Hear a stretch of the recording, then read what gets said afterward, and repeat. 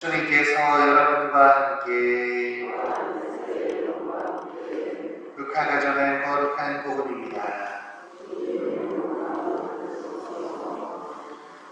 그때 예수님께서는 비유 하나를 말씀하셨다. 예수님께서 예루살렘에 가까이 이르신 데다 사람들이 하느님의 나라가 당장 나타나는 줄로 생각하고 있었기 때문이다. 그리하여 예수님께서 이르셨다. 어떤 귀족이 왕권을 받아오려고 먼 고장으로 떠나게 되었다. 그래서 그는 종 10사람을 불러 10미나를 나눠주며 내가 올 때까지 벌이를 하여라 하고 그들에게 일렀다. 그런데 그 나라 백성은 그를 미워하고 있었으므로 사절을 뒤따라 보내어 저희는 이 사람이 저희 임금이 되는 것을 바라지 않습니다 하고 말하게 하였다. 그러나 그는 왕권을 받고 돌아와 자기가 돈을 준 종들이 벌이를 얼마나 하였는지 알아볼 생각으로 그들을 불러오라고 분부하였다. 첫째 종이 들어와서 주인님의 한 미나로 10미나를 벌어들였습니다 하고 말하였다. 그러자 주인이 그에게 일렀다. 잘하였다 착한 종아. 내가 아주 작은 일에 성실하였으니 10고을을 다스리는 권한을 가져라. 그 다음에 둘째 종이 와서 주인님의 한 미나로 5미나를 만들었습니다 하고 말하였다. 주인은 그에게도 일렀다. 너도 5고을을 다스려라. 그런데 다른 종은 와서 이렇게 말하였다. 주인님의 한 미나가 여기에 있습니다. 저는 이것을 수건에 싸서 보관해 두었습니다. 주인님께서 내목하신 분이어서 가져다 놓지 않은 것을 가져가시고 뿌리지 않은 것을 거두어 가시기에 저는 주인님이 두려웠습니다. 그러자 주인이 그에게 말하였다. 이 악한 종아, 나는 내 입에서 나온 말로 너를 심판한다. 내가 내목한 사람이어서 가져다 놓지 않은 것을 가져가고 뿌리지 않은 것을 거두어가는 줄로 알고 있었다는 말이냐. 그렇다면 어찌하여 내 돈을 은행에 넣지 않았더냐. 그리하였으면 내가 돌아왔을 때에 내 돈에 이자를 붙여 되찾았을 것이다. 그러고 나서 곁에 있는 이들에게 일렀다. 저자에게서 그 한 미나를 빼앗아 10미나를 가진 이에게 주어라. 그러자 그들이 주인님께 말하였다. 주인님, 저희는 10미나나 가지고 있습니다. 내가 너희에게 말한다. 누구든지 가진 자는 더 받고 가진 것 없는 자는 가진 것마저 빼앗길 것이다. 그리고 내가 저희들의 임금이 되는 것을 바라지 않은 그 원수들을 이리 끌어다가 내 앞에서 처형하여라. 예수님께서는 이 말씀을 하시고 앞장서서 예루살렘으로 오르시는 길을 걸어가셨다.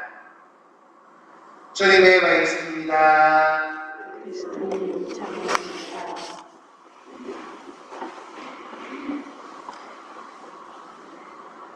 참 예수님, 오늘 예수님께서는 하느님 나라가 당장 나타나는 줄 알고 있는 이들을 위해서 미나의 비유를 들려주고 계십니다. 이 말만 들어도 하느님 나라가 당장 나타나지 않는다는 것을 우리는 알 수 있는 것이죠. 그래서 이 비유는 무엇을 이야기하고 있는가?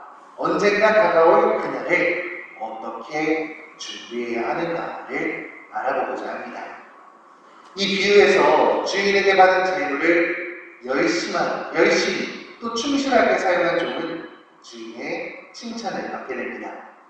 그러나 주인을 오해하고 그가 주었던 것을 묵혀놓기만 했던 종은 결국 가진 것마저 빼앗겨버리죠.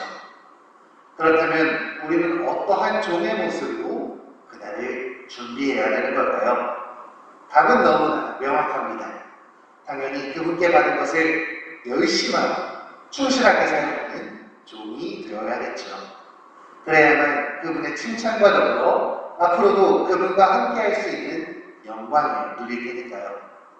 그런데 한 미나로 10미나를 만든 종이나 한 미나로 5미나를 만든 종이 어떠한 마음으로 그 일을 수행했는지 우리는 정확히 알 수 없습니다. 주인을 사랑하고 존경하는 마음에 최선을 다한 것일 수도 있고 반대로 그분에 대한 두려움 때문에 열심히 했을지도 모르죠. 우리도 마찬가지지 않습니까?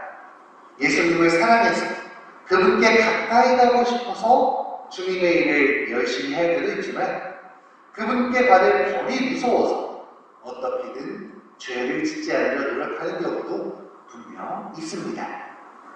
앞서 말한 것이 더 고귀한 가치를 가지겠지만 뒤에서 말한 것도 아무런 가치를 가지지 않는 것은 아닙니다. 그 두려움으로 말미암아 노력한 것들이 결실을 맺고 그 안에서 우리가 깨달음을 얻을 수가 있다면 언젠가 하느님에 대한 신뢰와 사랑으로 우리를 이끌어줄 수 있기 때문입니다.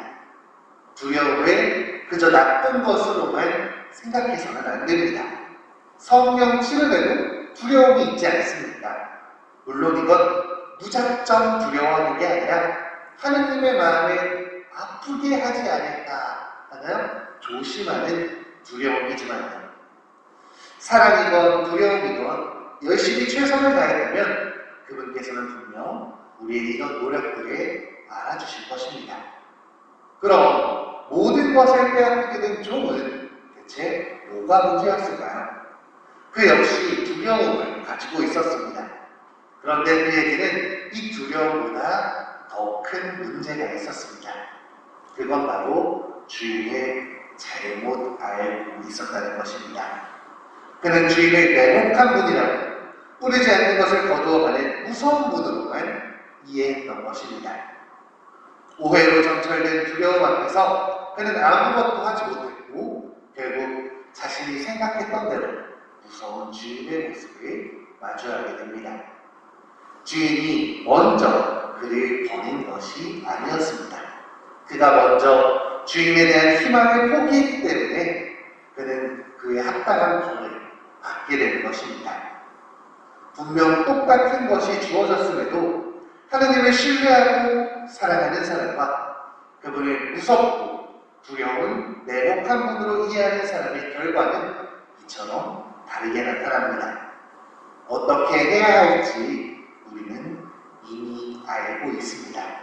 그래서 오늘은 내가 그분을 어떻게 생각하고 있는지를 되돌아보는 하루가 되었으면 좋겠습니다. 그래야만 내가 다시금 그분께로 방향을 고칠 수 있으니까요. 나를 알고 내 생각과 방향을 알고 또 나의 오해를 깨닫고 다시 올바른 것으로 나를 되돌리는 그런 하루가 되었으면 합니다. 이 노력의 끝에는 분명 주님의 선물이 우리를 기다리고 있습니다. 그 선물을 차지하는 순간까지 사랑과 희망 안에서 올바른 두려움 안에서 끊임없이 노력하는 우리가 되기를 함께 기도하겠습니다.